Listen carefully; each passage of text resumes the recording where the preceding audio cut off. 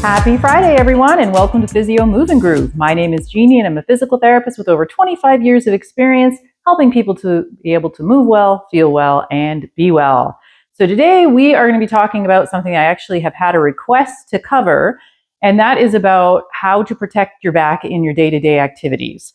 There are so many different activities that we have to do throughout our day, and I'd like to demonstrate a few ways that you can do it that will help to protect your back and make you be able to move a bit better. So we're going to start right in the beginning with you first waking up out of bed. So here I am, going to sleep.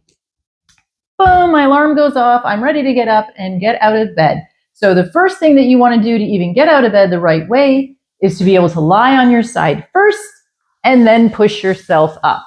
Yes, it takes a little bit more time to do it that way, but it is way less stressful on your back.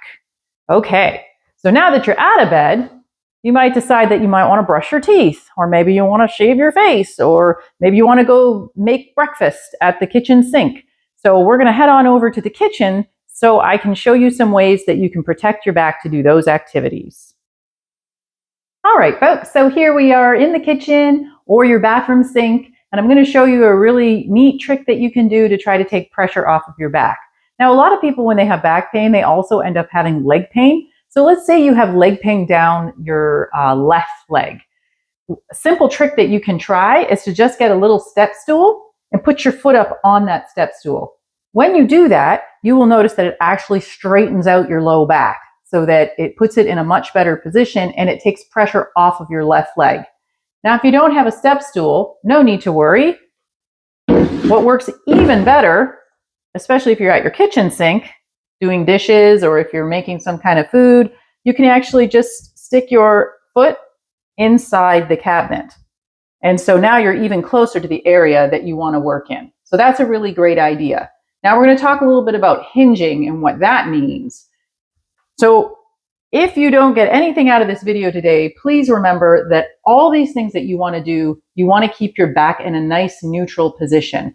So you really want to learn how to hinge from your hips. So that can be done a couple of ways. So let's say I want to be able to put some makeup on, or maybe I want to be able to, shave your face, or maybe you want to brush your teeth and then you want to spit into the sink. A couple ways that you can do that in a safe manner is to hinge. So you simply just lean forward and hinge at your hip, and your back actually stays straight. And then you can do whatever you need to do lower down. Maybe you're trying to get closer to the mirror. So again, you hinge forward. The last thing you want to do is this. If you're crunched forward like that, it just really is a bad position for your back. So hopefully that is some things that you are able to do. And next, we are going to head into the living room so that we can talk about how to vacuum. So I'll see you over there. All right, so here we are in the living room, folks, and it is vacuum day. This is one of the things that people often will perform, and they'll do it improperly. So let me show you. So let's say I'm going to vacuum. So many times people will do this.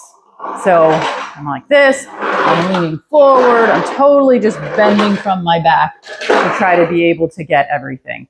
So that is not the best way that you want to work with this. So one of the things that you can do is to simply walk with your vacuum cleaner. That's probably the easiest way to do it. So you'll just walk forward. You'll be able to keep your back straight and you'll be able to do that. Now, some people don't feel like they're really going to be able to do much with that. So then you can lunge. So you'll just simply take a step forward, keep your back straight, and just lunge back and forth. Forward, lunge, come back. Forward, lunge. So it's the same principle as what we talked about previously, keeping your back straight and neutral and using your legs to propel yourself forward. So that's vacuuming.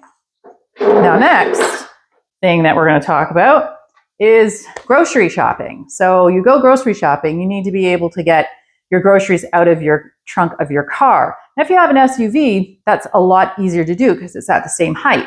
But unfortunately, a lot of people will have more difficulty reaching in to get the trunk of the car. Now, the principles are the same, and you will see this time and time again with this hinging. So you're going to do the exact same thing. So let's say I have my grocery bag here, and it's in the trunk of my car, which is going to be down lower than what I am. So we'll place it here, and I need to reach to get it.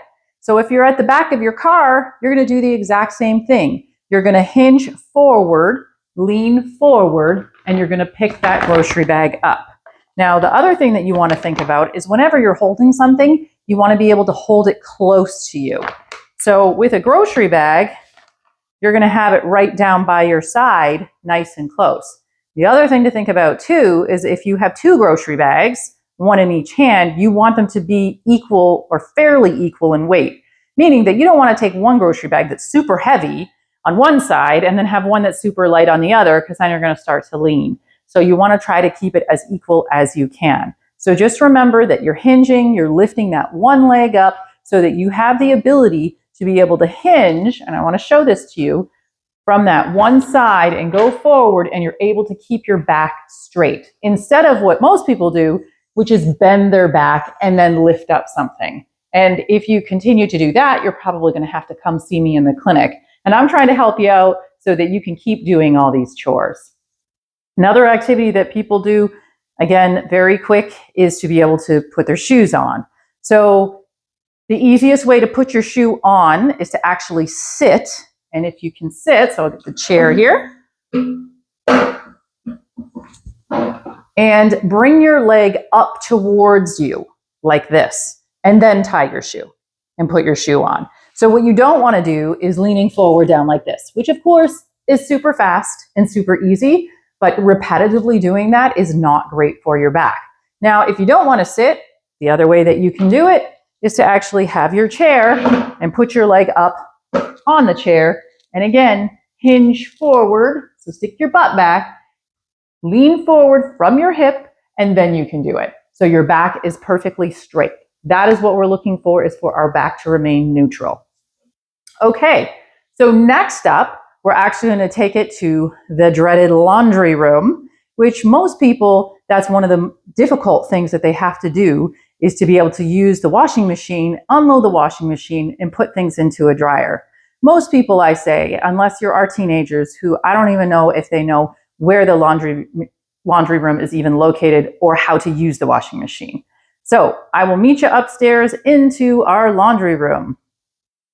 All right, folks, so here we are in the laundry room, where we are going to go over how you can do your laundry without injuring your back. Some proper back and body mechanics in the laundry room.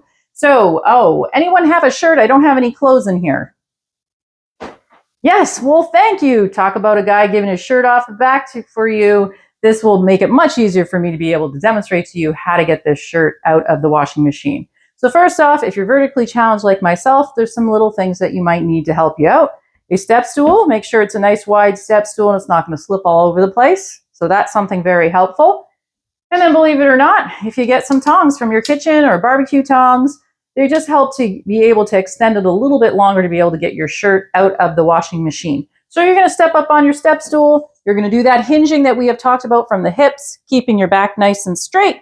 You're going to lean in, and then you're going to grab your clothing. Oh, and look, folks, Physio Move and Groove shirt. I wonder how that got in there.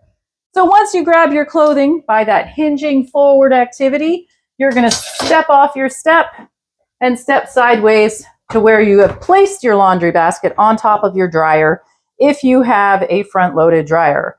So I know it might take a little bit more time. Most of y'all are used to just reaching in and twisting and then turning and putting a whole bunch of stuff and then repetitively doing that. But that twisting is really hard on your back. So take the extra time to reach in, hinge, get your clothes, bring them sideways, pile them up here right on top in front of you. Then when it's time to actually take those wet clothes and put them in the dryer, you can just take them nice and close and squat and put them down into the dryer. And you'll just repetitively do that. So you're getting your nice squats in too as an exercise as you're doing your laundry. Added bonus of exercise and laundry day. And then when your clothes are ready in the dryer, same thing. You'll just take them out nice and close and you'll put them back in the bin. And then you'll see the bin's actually at a pretty good location for you and for your back. And you'll just lift it up. You always want to keep things nice and close to you. And then don't forget that if you've done all those things right, you don't want to twist with it. Pick up your feet. Don't twist. And you'll have it nice and close to you. And then you can walk into your room and put your laundry away. Okay, folks, so now we've got one more thing that we're going to cover. So come join me for our last little bit of advice. Okay, so as you can see, folks, one of the things that you definitely use are your legs throughout all these different activities that you do throughout your day. We've got lunging when you're vacuuming, we got squats when you're doing laundry. So obviously you need to know how to squat and lunge properly. Well, lucky for you, I've got those videos covered for you. So just check out the lunge and squat video so that you can learn the proper mechanics of using those legs. There's also a glute strengthening one because we know that your legs have to be good and strong to be able to support your back. So check those videos out too. So I just want to thank all of you for tuning in, and hopefully you will subscribe to my channel so that you can get new videos every single Friday. I will release a new video on topics. Just let me know what topics you would like me to cover. I also hope that you will like the videos and make comments too, because that always just makes my heart smile. So thanks again for tuning in, and I will catch you all next Friday.